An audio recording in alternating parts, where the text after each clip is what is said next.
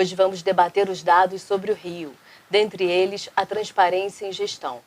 E quando falamos sobre a questão da transparência, percebemos a urgência de tratar deste tema, que passa por diversas esferas e poderes.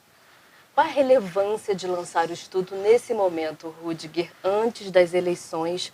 E antes de tudo, obrigada pela sua presença aqui no bate-papo. Eu agradeço aí o convite que houve, generoso. E, bom, direto ao ponto, a importância desse estudo assim, ele é absolutamente fundamental, porque o país ele vive há muitos anos, e principalmente de forma muito intensa, desde 2014, um déficit de confiança enorme, né, da sociedade em relação à estrutura estatal. E boa parte disso, enfim, vem do processo político, com toda a turbulência que a gente viveu, mas uma parte disso também é um desconhecimento da utilização dos recursos públicos e da eficacidade das políticas públicas, né? Então, há um crescente desejo, né, e necessidade, não só no Brasil, mas no mundo todo, de amplificação, digamos assim, das possibilidades de acesso aos dados públicos. E isso acaba se tornando um requisito fundamental para a gente tentar superar esse déficit que ocorre hoje, digamos assim, na sociedade brasileira em relação à confiança que existe na estrutura do Estado, na política, nas políticas públicas. Esse índice vem justamente fazer uma ponte e cobrir esse ato que existe hoje, em que a gente pode analisar e fazer um monitoramento de como isso está avançando em termos de transparência para a população, ou não está avançando, e a partir daí ter um diálogo com os gestores públicos e com a própria sociedade para tentar melhorar esse quesito. Primeiro explica para a gente qual é a diferença entre dados abertos e dados públicos. Tá certo. Isso é bastante importante, as pessoas confundem bastante, né? Quando os dados são públicos, né, basicamente são dados que você tem acesso em geral. Por exemplo, os dados do orçamento em geral são dados públicos, né? Eles são gerados pela estrutura do Estado, eles são accountable de certa forma, você pode até eventualmente ter acesso a eles, mas não necessariamente você consegue absorver, por exemplo, esse dado num computador e olhar, por exemplo, as séries, fazer verificações, fazer cruzamentos. Então, quando o dado ele é aberto, ele dá essa possibilidade. Então, o dado aberto, basicamente, é o dado público, em que você tem possibilidade de utilização, de análise em cima desse dado, ele é amigável, né, ele é facilmente, você pode fazer um download desse dado, você pode cruzar esse dado, você pode analisar esse dado de uma perspectiva histórica. Se ele não é só estático, ele não está só, digamos assim, nos arquivos, que pode ser consultado. Ele é consultado pelas redes e você pode ter uma interação muito maior com ele no sentido de fazer uma aferição, digamos assim, mais inteligente e mais profunda do que eles poderão revelar. Certo. Agora, para esse estudo, vocês fizeram entrevistas com gestores das cidades para acompanhar todas as metas. Uhum. Como é que foi realizado esse estudo e qual a avaliação desses resultados, de uma forma geral? Esse estudo ele tem dois recortes, digamos assim, macro, né? O primeiro recorte é uma série de entrevistas que são feitas com gestores responsáveis pelas áreas de transparência nas cidades, né? Nas cidades elencadas. Isso é importante porque a gente vai entender, digamos assim, a disposição dos gestores, qual é a perspectiva, digamos assim, do trabalho que eles estão fazendo. Eles podem ter tido dificuldade com os dados, eles podem simplesmente estar começando, ou eles podem estar pensando em novos desenvolvimentos.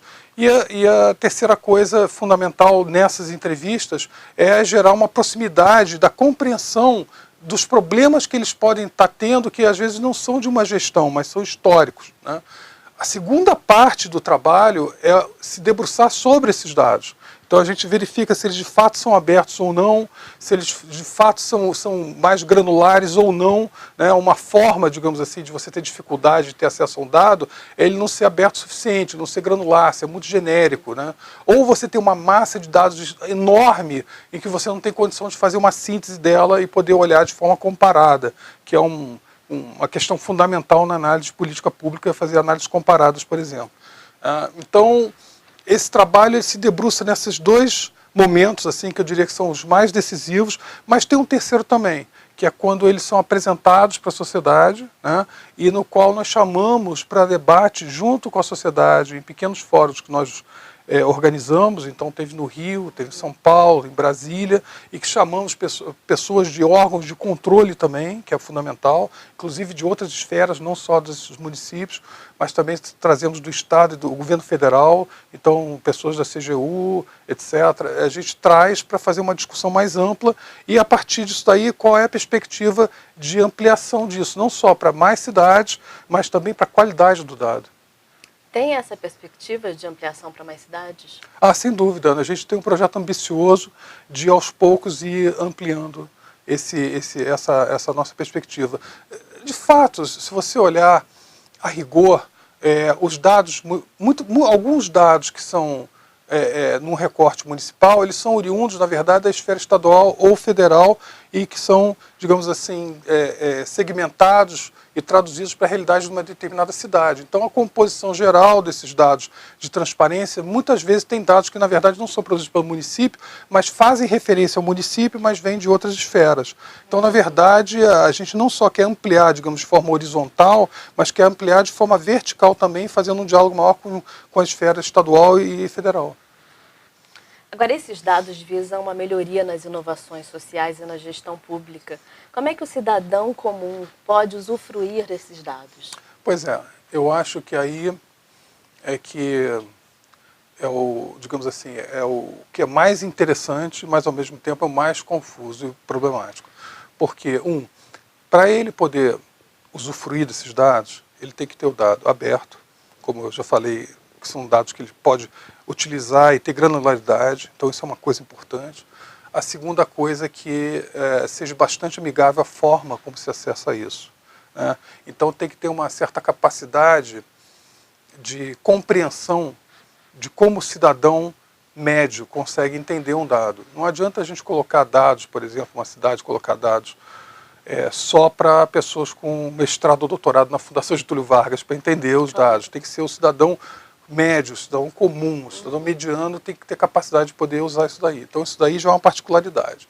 Supondo que isso está ok, né, tendo esses dados, ele pode olhar o que é, digamos assim, mais fundamental na vida deles. Então, por exemplo, qual o número de leitos que são disponibilizados, né? O quanto está sendo investido na educação, o quanto está sendo investido na saúde, né? A questão do transporte, que é uma questão central hoje nos centros urbanos, né?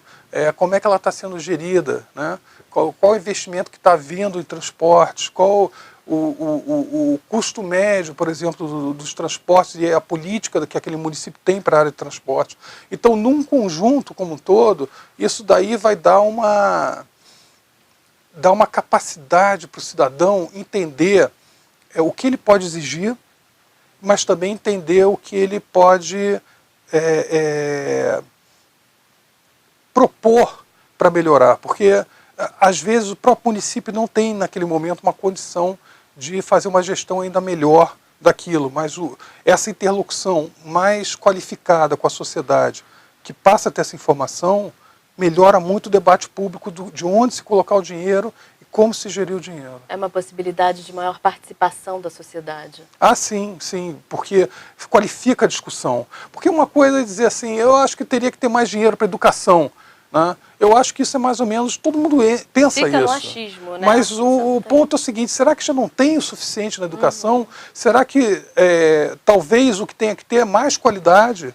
Talvez o que tenha que ter é um transporte para os alunos irem para a escola e não exatamente mais escolas, né? Então, onde exatamente é o problema da educação? Onde é o problema da saúde, né? Uma vez que o recurso não é totalmente elástico, você não pode usar o recurso como quer e sobretudo, né? Você tem que fazer algumas escolhas públicas são importantes. Então, a qualificação do debate é fundamental ter acesso ao dado.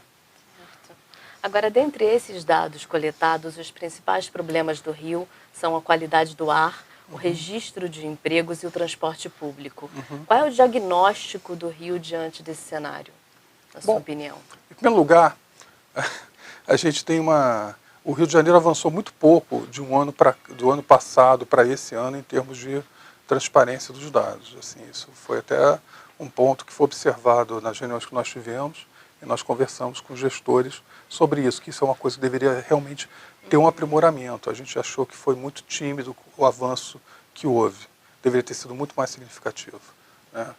A outra questão é relacionada, assim, na verdade, à qualidade de vida, que é o que você está me perguntando, né?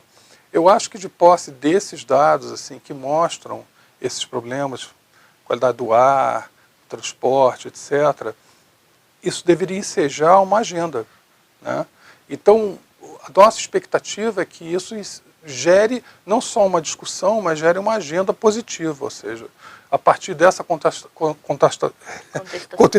contestação a gente pode agir e propor uma melhoria. E isso é uma coisa que, digamos assim, fica um certo hiato. Então eu acho que a transparência, ela não é só o ato de mostrar o dado, é um ato também depois de gerar uma atitude responsiva da estrutura estatal em relação ao questionamento que vem do público a partir do dado que é disponibilizado. E isso eu acho que a gente tem que avançar. A gente está muito longe disso. Eu acho que a gente está muito longe disso ainda, em muitos aspectos. Acho que melhorou. O Brasil tem feito avanços nesse sentido em geral, né? Mas eu acho que teria que ser muito mais, porque o que a gente sente hoje é uma incompreensão, uma incapacidade, muitas vezes, de se entender o recurso público, mas também, ao mesmo tempo, quando há um problema de transparência, também pode ser uma coisa defensiva do poder público e não querer se expor, digamos assim, ao questionamento, ao contraditório. E eu acho que isso é absolutamente fundamental, porque senão a gente vai ampliar esse déficit de confiança cada vez mais. Então, de fato, se acaba tendo uma sociedade muito polarizada em relação ao que pensa da sua representação política, né, e da resposta que a estrutura estatal pode dar. O Brasil hoje, ele não tem, isso é um dado interessante que a gente tem de outras pesquisas nossas, o Brasil, ele, em geral, quando você pergunta sobre o Estado, basicamente todo mundo quer o Estado de alguma forma agindo. A questão é o governo. A crítica vai em geral muito mais para o governo do que para o Estado. O Estado é uma coisa que o brasileiro ele quer a ação do Estado. Agora, a ação do governo que é o ponto crítico. E isso eu acho que é superado pela transparência em boa parte, se ela for disponibilizada. Agora, dentre as demais cidades analisadas, quais os principais gargalos identificados? Olha só, tem vários gargalos e acaba sendo meio que do conhecimento geral das pessoas, né? Eu diria que o principal gargalo que a gente tem hoje nos grandes centros, eu diria que é a questão da mobilidade urbana. A mobilidade urbana é de longe um grande problema, e isso o tempo todo, e os dados eu acho que eles são muito aquém do que eles deveriam ser, né? A gente tem que lembrar que em 2013, né, nas jornadas, né, que houveram, né, que foi famoso, todo aquele movimento começou com problema justamente na questão do transporte, né, que se reflete não só no preço da tarifa, mas também no serviço, né. Você imagina no verão do Rio de Janeiro, por exemplo, mas em outras capitais do Brasil isso certamente acontece, né, o sujeito está num ônibus lotado, sem ar-condicionado. Isso é uma situação que vai chegando no limite insuportável e que o cidadão brasileiro não tem que passar por isso. E isso requer uma política de Estado que seja mais responsiva à demanda pública. Não pode se ignorar isso, né? Então, existe isso como, digamos assim, o ponto principal da pauta, né? Mas a questão também de segurança, ela é absolutamente crítica hoje na cidade, né? Eu diria que a qualidade também da conservação das cidades é um problema muito sério e que é difícil muitas vezes se entender pelos dados que são disponibilizados o que de fato está sendo feito e qual a performance disso. Porque uma coisa interessante que a gente tem que pensar é a qualidade do dado que é apresentado. Porque, por exemplo, você pode apresentar um dado, ainda que ele seja granular, ainda que eu possa baixar ele no meu computador e cruzar ele com outras coisas, né? Mas que, na verdade, ele está me dizendo, por exemplo, o preço de uma tarifa. Bacana, mas se o governo muda alguma coisa ou negocia uma outra tabela, digamos assim, com agentes privados e tal, que fornecem serviços de transporte e tudo mais, né? O quanto isso de fato gera um impacto, né, que é positivo. Então, a mensuração do impacto é uma coisa importante. Eu diria que o segundo passo em relação à transparência é não só apresentar dados, mas apresentar a possibilidade de cenários a partir dos impactos que são gerados das decisões tomadas. Então, se eu mudo hoje o preço de uma tarifa, quanto de fato eu melhorei o serviço? Essa é uma questão que é um passo além na transparência.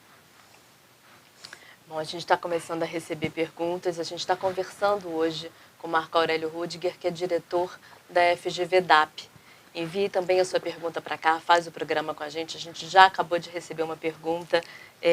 Você acredita que o cidadão comum consegue entender esses dados abertos? Há um debate sobre a linguagem e formato que esses dados são disponibilizados? Esse de fato, digamos assim, é o primeiro grande gargalo, né? Você pode dizer que está cumprindo a lei da informação e está disponibilizando dados e joga toneladas de dados. Ou não joga nenhum, ou joga toneladas. Dá na mesma, ninguém tem condição de usar aquilo e manipular aquilo de uma forma de chegar a um entendimento que gere uma crítica positiva ou negativa, enfim, não importa. Então esse é um problema e eu acho que tem muito a ser feito. Eu acho que os dados eles são muito mal apresentados, acho que as interfaces são muito pouco amigáveis, e eu acho que isso é uma coisa que deveria sofrer uma reavaliação por parte do ente público. Eu diria para você que as cidades, que é a instância mais próxima do cidadão, tem que evoluir muito em relação a isso. Acho que o governo federal está muito melhor nesse aspecto, né? Mas ainda assim pode evoluir enormemente. A segunda coisa é a questão, o segundo problema é entender para que aquele dado vai lhe servir, né? Porque eu posso saber, por exemplo, assim, quanto está sendo investido em conservação, né? Mas eu quero saber, por exemplo, de um ano para o outro, quanto o meu aumento de investimento na conservação, de fato, mudou, em termos de eficacidade, a gestão pública. E isso aí eu precisaria de outro tipo de dado, que não é só o dado financeiro, né? Então, cadê esse outro índice? Cadê essa outra informação? Ela não é disponibilizada, né? E muitas vezes, eu posso dizer para você, não é nem não disponibilizada por um entendimento particular do ente público. Não vou disponibilizar o dado. Simplesmente ele próprio não tem, porque ele não consegue se planejar dessa forma, né? De não só ver quanto está sendo gasto, mas qual o impacto de cada real gasto, né? E isso é um outro tipo de análise mais sofisticada, que deveria ser feito pelos órgãos de planejamento e disponibilizado para as pessoas verificarem. Então tem experiências muito interessantes no mundo. Por exemplo, na Alemanha, hoje em dia, todo o processo, por exemplo, para se criar uma praça, ele é um processo que é aberto para a sugestão das pessoas pelas redes sociais, pela internet, né? Inclusive com a possibilidade de desenhar um novo traçado para uma praça, dizer essa rua aqui não vale a pena fechar, como vai ser fechado, porque isso vai impactar, na verdade, todo o fluxo às 6 horas da tarde. Então essa combinação do Estado junto da estrutura do governo, digamos assim, né, junto com o cidadão, né, para chegar a uma política que é mais adequada, ela é absolutamente fundamental hoje. Há uma transparência, uma interação muito maior, né? É uma transparência inteligente. Eu acho que a gente tem que fazer uma evolução, e o nosso trabalho aponta para isso, né, da gente sair de uma situação de maior transparência, né, dados abertos com maior transparência, para uma situação de dados abertos com mais transparência, mas uma transparência inteligente, uma transparência que gere outras possibilidades de discussão e de análise dos resultados das políticas implementadas. A gente está nesse caminho?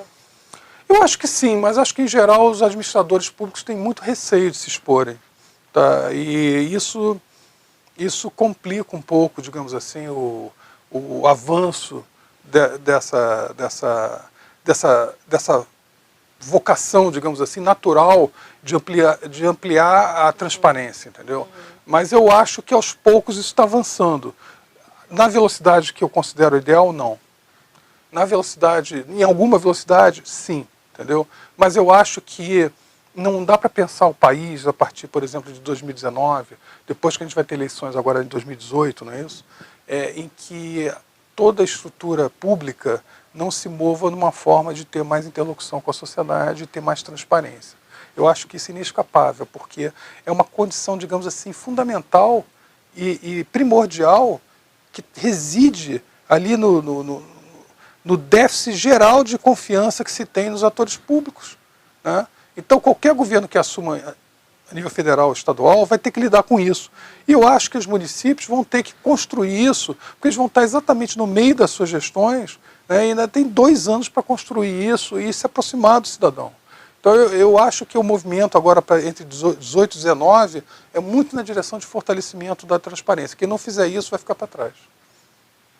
E até que esfera vocês podem avaliar a gestão pública no Brasil através do Índice de Dados Abertos? Olha só, o trabalho que a gente fez com a Open Knowledge, é bom dizer que foi nosso parceiro nesse trabalho, é um trabalho que ele ocorre no mundo todo, né? Então nós tomamos conta dele no Brasil, né? Mas ele ocorre no mundo todo, então ele pode gerar índices comparados, isso é uma coisa legal. Mas ele está focado bastante nas cidades, que é o ente, como eu disse anteriormente, mais próximo do cidadão, né? Mas eu tenho uma aspiração grande de levar isso daí de uma forma mais verticalizada para outras esferas, principalmente pela razão que eu mencionei, que muitos dados que afetam a cidade, eles têm um fato, digamos assim, originado no nível federal. Então, tem políticas federais, na verdade são federativas e federais, né, tem uma distinção aí, federativas, né, você tem uma transferência de recursos, mas a política, na verdade, é local, e federais são executadas diretamente pela União, que afetam a cidade. Né. Eu vou dar um exemplo que eu acho que é uma situação crítica hoje, que a gente teria que se debruçar muito mais e ter uma análise comparada da estratégia local, estadual e federal. Habitação. Você tem um déficit de habitação enorme no Brasil, né. São Paulo teve um problema enorme agora de ocupação irregular, né, que de certa forma tem uma certa origem em déficits habitacionais que deveria ser revisto. E isso é uma coisa que só as cidades podem resolver. São coisas que têm que ser discutidas de uma forma muito mais ampla. Então, acho que nesse caso, por exemplo, teria que ter uma análise de transparência maior, e eu acho que a gente provavelmente deve vir com isso para 2019. Agora, quais as dificuldades maiores que vocês encontraram ao longo dessa pesquisa? Uma dificuldade são os dados em si. A gente conseguir obter os dados e trabalhar com eles. A mesma dificuldade, muitas vezes, que o cidadão tem, a gente acaba esbarrando também. Os dados eles são públicos, mas não são exatamente abertos. E isso faz com que a gente tenha, muitas vezes, que negociar com os gestores para a gente obter esses dados, né? A outra coisa é... Há muita dificuldade, perdão. Há alguma dificuldade, não é muita dificuldade, porque, em geral, principalmente as cidades que a gente tem se debruçado, elas têm já uma política de transparência que é interessante, né? Ela pode não ser a desejável, mas ela existe. Então, isso já gera uma certa perspectiva de discussão. Uma coisa importante para mencionar é que na hora que os gestores sabem que a Fundação Getúlio Vargas está envolvida e vai fazer um lançamento de um caderno sobre isso, né? E comparado, inclusive, né, porque a gente compara com os anos anteriores, então o que acontece é que existe, digamos assim, um interesse maior ainda, porque sabe que que é altamente sério e confiável o trabalho, né, e o segundo lugar que vai ter uma repercussão bastante grande. Então, os gestores, em geral, têm uma boa vontade muito grande de dialogar com a Fundação, né, e se abrirem. Então, nem sempre a culpa é deles, mas eu acho que o índice, inclusive, ajuda a orientação do próprio município, entender que ele tem que fazer um esforço, porque no próximo ano ele vai voltar a aparecer e a gente vai medindo o quanto está evoluindo, né? Então isso gera uma exposição que pode ser positiva para o gestor, mas pode ser também não tão positiva. E sabendo disso, a gente não só tem uma certa facilidade de diálogo, como eu acho que também motiva bastante o gestor. Ótimo, Rudiger. A gente está chegando ao fim do programa. Muito Tá bom. Obrigada pela Tá sua ótimo. presença. Muito obrigado para todos. Obrigada pela sua participação. Para mais informações sobre esse estudo que conversamos hoje, você pode acessar o site DAPP, que são 2 P's, .fgv.br. E sobre a FGV, acesse o portal fgv.br. Boa tarde e até semana que vem.